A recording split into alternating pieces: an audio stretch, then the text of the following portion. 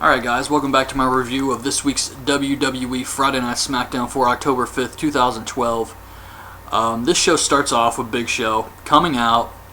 He's talking about how he's going to punch Sheamus in the mouth. He's playing this video of him just destroying people, which makes Big Show very happy. And he shows the camera his fist, and he's like, look at the size of this thing. And then Sheamus comes out, and he says this is going to be the hardest match of his career. It's going to be a huge fight, and may the best man win. He tries to shake Big Show's hand. Big Show refuses, starts to walk up the ramp. So Sheamus plays the clip of Daniel Bryan cashing in his briefcase, stealing the belt from Big Show, and then Sheamus beating Daniel Bryan in 18 seconds at WrestleMania. And after all of this, this causes Big Show to get back in the ring and want to shake Sheamus's hand. Why? Why would playing these embarrassing moments from Big Show's career make him want to shake Sheamus's hand? I don't understand that. I guess you could say Sheamus beating the guy who beat Big Show, technically, in 18 seconds made him respect Sheamus. I don't know. I'm really not sure what they're going for with this, but either way, Big Show tries to shake his hand. Sheamus refuses now and leaves. So we get the first match, which is Kofi and Truth versus the Primetime Players. Glad to see Kofi wasn't injured on Raw, because I really thought that armbar was nasty as hell. So Titus trips Kofi, Darren Young hits the Gutbuster for the win, and there was a moment in this match where Truth attacks Titus on the outside. And it looked to me like the old heel Truth when he attacked Titus. Maybe it's just me, but he had like this intense look on his face. And later on, after they lose the match, Truth is trying to get in the ring and Titus is holding him back. And of course, Kofi loses the match for him. And I was just thinking maybe this is planting the seeds that Truth could turn heel and then possibly feud with Kofi in the future. Just based on the fact that he's tired of losing and Kofi's pulling the team down and he's sick of this and he wants to, go back to where he was before all the cheers and everything. I don't know. I was just thinking that's something they could do, have Truth turn heel and feud with Kofi. But the Primetime Players win. They advance in the tournament. They're going to face Rey and Sin Cara next. And Damian Sandow and Cody Rhodes, the Rhodes Scholars, are going to face Santino and Zack Ryder next in the tag team tournament. Primo versus Ryback.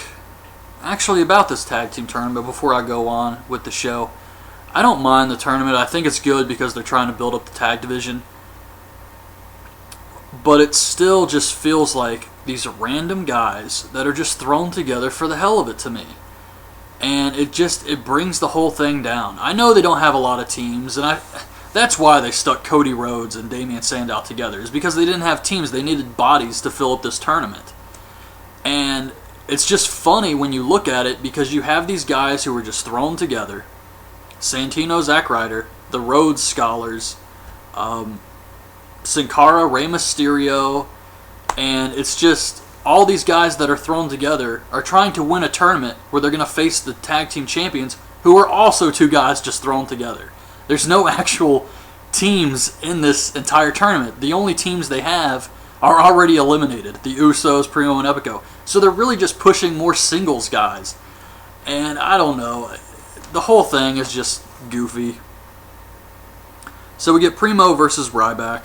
Ryback destroys Primo. Primo tries to escape. Ryback destroys Epico, throws Primo back into the ring, hits the clothesline and shell-shocked for the win. This was alright. It was a decent Ryback match. Punk and Paul Heyman are looking for Dolph Ziggler backstage.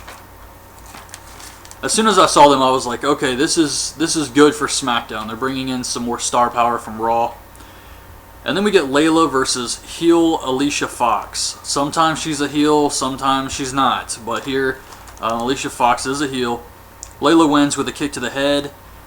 And then she cuts a promo on Eve losing the Divas title or something. I don't know. So Punk and Heyman find Dolph and Vicky. Punk's mad that Dolph left him stranded in their tag match. And Dolph says, you did the same thing to me. And they start arguing and then Booker T shows up. and he says settle it in the ring. So that's your main event on SmackDown, is Punk versus Dolph Ziggler.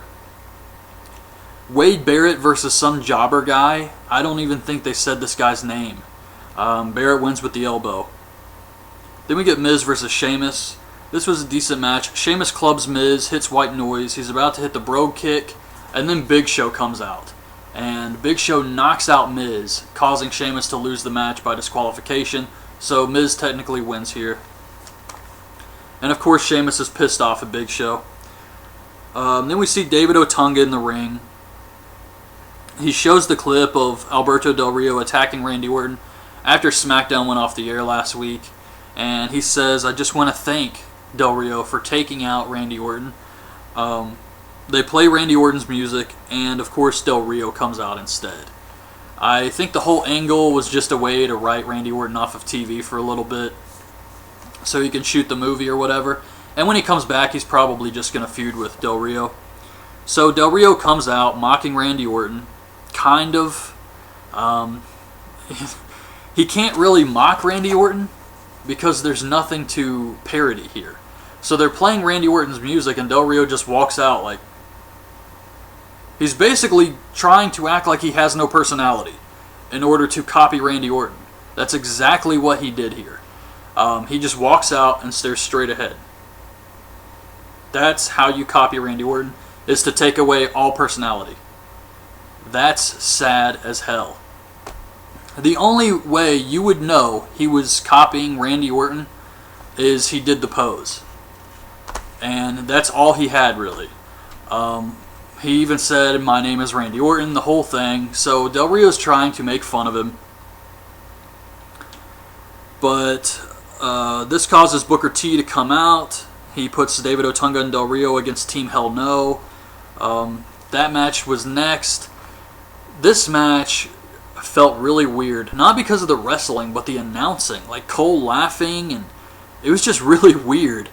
But I do have to say, I love how Kane shouts words of encouragement to Daniel Bryan during the match, or any of their matches, and he says, "Come on, Daniel Bryan," like using his full name. So David Otunga tags himself in. He hits a spinebuster on Kane. Kane kicks out.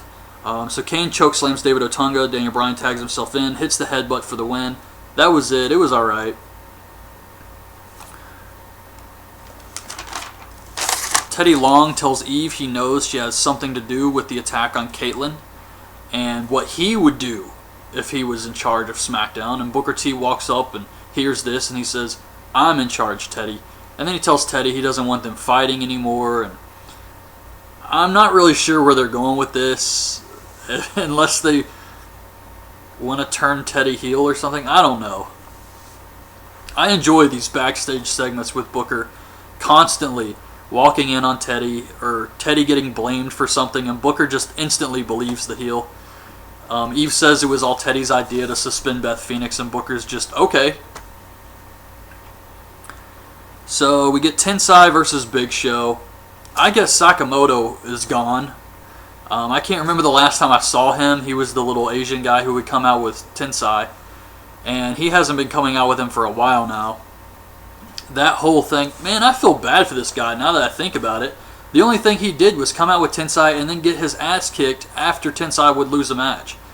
And all of this, I guess, was supposed to build up to him eventually leaving Tensai, or slapping him back or something. And now nothing. I mean, now he's just not even on TV anymore. So he took all those ass beatings for no reason. This was a very short match. Big Show goes for WMD. Sheamus runs out, full speed, gets in the ring, and bro kicks Tensai, causing Big Show to lose the match by DQ. And I thought this was really funny. Just Sheamus running out, he's smiling while he's doing it, and Big Show just watches the whole thing take place. And that was it. CM Punk versus Dolph Ziggler. This was a pretty good match. You would expect more out of these two, but I thought it was fine. Dolph is still acting like a heel. He tries to win by holding Punk's tights. CM Punk hits the GTS for the win. Afterwards, Punk stands on the announce table and says he's not going to face Cena at Hell in a Cell. So he's still refusing to do the match. which is good. There's no reason he should accept the match. If he accepted the match right now, it would just be too predictable. It's like, okay, everybody's telling me I should do it, so I'm going to do it. And I think this way it gives Punk more personality. In typical wrestling, pro wrestling storylines, the heel would say, all right, you want me in the match? I'm just going to do it, damn it.